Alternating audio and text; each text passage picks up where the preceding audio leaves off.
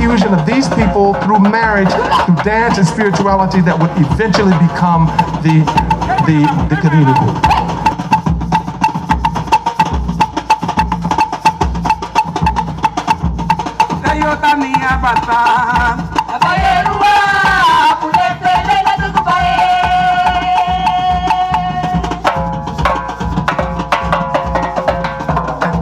Africans were the first who made contacts with the Caribs and the Arabs.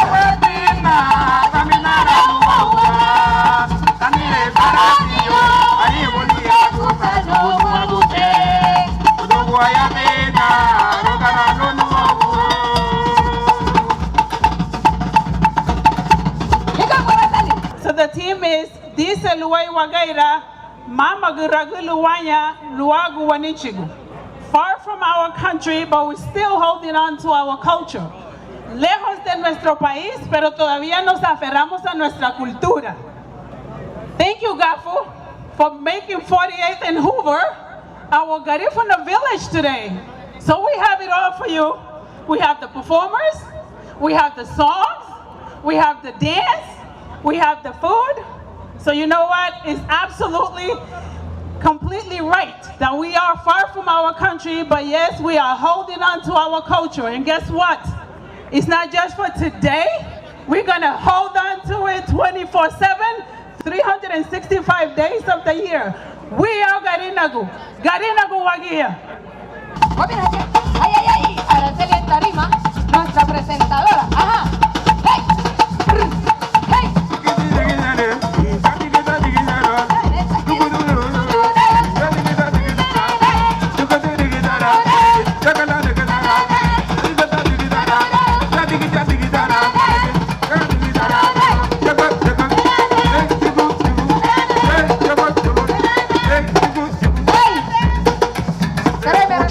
I happened to be in Belize when they were making putting together the package, the candidacy package to send off to UNESCO.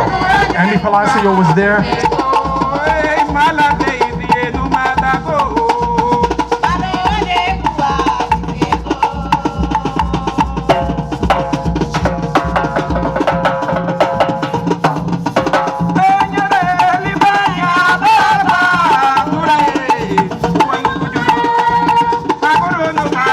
How many Garinagu were captured from St. Vincent to the Grenadines? Anybody know? How many? 5,000. 5,000. Very good. 5,000. So smart. We don't know the exact number. Did your homework. Yes, but around that number is 5,000. June the 22nd, 1796.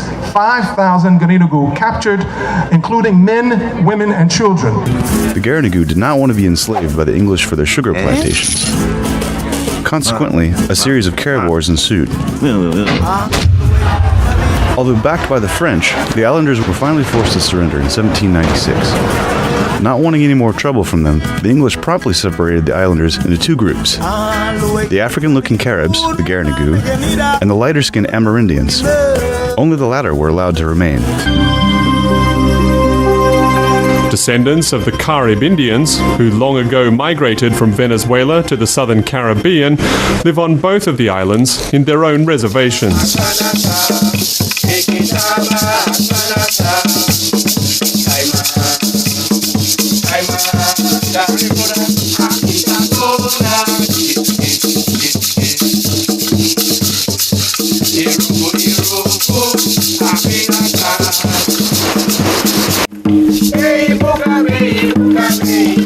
St. Vincent and Dominica are two of the most untouched islands in the Caribbean.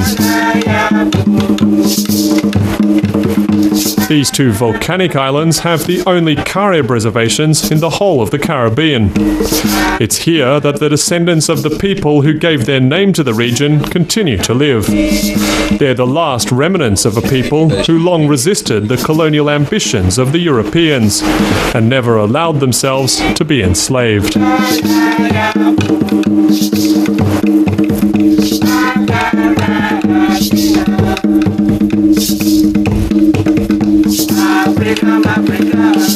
This was the followed by the imprisonment of 5,080 Garinagu from St. Vincent to the nearby barren island of Balisao from July 1796 until March 11, 1797, during which time more than half of the population perished from disease and starvation.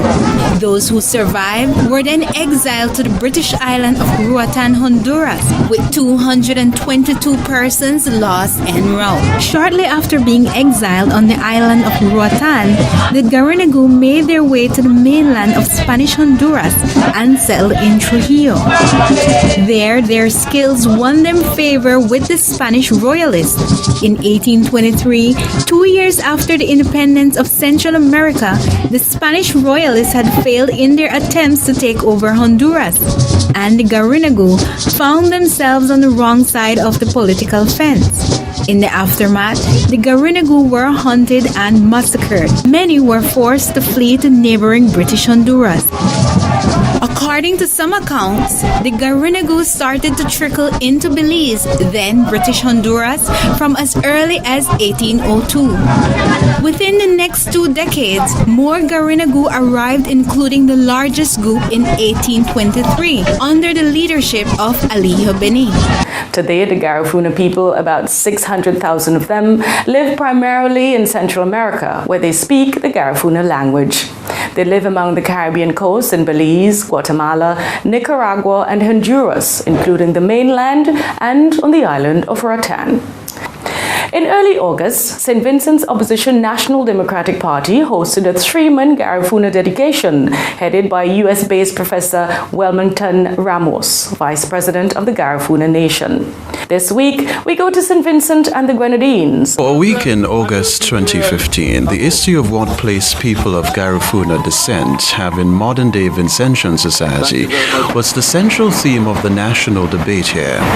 This as a 3-man delegation headed by Professor Wellington Ramos made a week-long pilgrimage to the land of their ancestors who over 300 years ago were banished to Central America. The visitors said the visit was a long-awaited homecoming. Is from 1797 even up until today. Our parents, our grandparents, our great-grandparents, they constantly tell us in Garifuna, Mama to be flasole, this is not your country. And you have a flasole giri be yurume, wa flasole, wa girale. There's a place by the name of Yurume. That is our country. That's where we originally came from. That has been drilled into us. And when you hear people say that to you every day, for years and years, even after you have left that place, you have this desire and this thirst to come and see this place. And this is my first visit to this beautiful country. My ancestors' motherland, our motherland. And I feel like I'm really at home. My grandfather, I remember poignantly one day said to us, we live in Belize, but we are not from Belize. We are from St. Vincent and the Grenadines, but we call it Yurume. That's the real name for St. Vincent and the Grenadines. That's what my grandfather told us today. The Garifuna team was invited by the opposition NDP after they said attempts to deal with the government of Prime Minister Dr. Ralph Gonsalves went nowhere. We are Garifuna people. St. Vincent is our motherland. We need to communicate with all the political parties in St. Vincent. That makes more sense. But Prime Minister Gonsalves dismissed their entire approach. You cannot come with political opportunism. You cannot come with an attempt to divide people so as to aid colonialism and imperialism and to derail the struggle for reparations for native genocide and African slavery with your rubbish talk. Something that has caused some people some concern here when Professor Ramos spoke yesterday is his emphasis on genocide. But the reality is that the Garifuna themselves, what is done to them, a lot of it is genocide. So it doesn't mean that he has something different from all of us. Their focus may be genocide, but it's still part of the reparations issue. Even what is said by the reparations committee here includes genocide. So what is we're just playing with words and playing politics.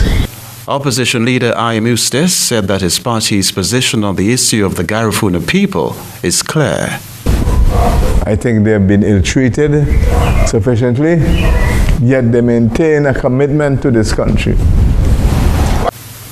The visit throughout took a decisively political tone, with Prime Minister Dr. Ralph Gonsalves declaring it as out of hand. He said it was steeped in political opportunism, warning that the Garifuna advocates want to take back Vincentian land. But please, Mr. Ramos, don't come here and insult people and tell them that the land in St. Vincent belong to you, because it does not belong to you, Mr. Ramos. These comments were previously dismissed by Eustace as totally out of hand. This does not mean, as our Prime Minister tried to do and say, this does not mean that all the Garifuna are going to come to St. Vincent and take away land. They are living in different countries. They have their families. They have their jobs. They have property. All of us, everybody going to get up 700,000 people and say, look, I'm going down to St. Vincent. Is that easy to say that? But Dr. Gonsalves said the offer of honorary citizenship to Garifuna people by the opposition has no place. Several weeks now they're talking about it, and they haven't said yet what they mean by it, because they were interfering with citizenship, interfering with it willy-nilly. It is a view obviously Eustace doesn't share. Our prime goal now must be to make the spiritual connection with the Garifuna. Yes, we will. And they become part of our hearts and part of our home. The idea of starting to reconnect has taken root with the people of St. Vincent and the Grenadines from this visit. And that one day I can stand somewhere and say clearly, welcome home. Yeah.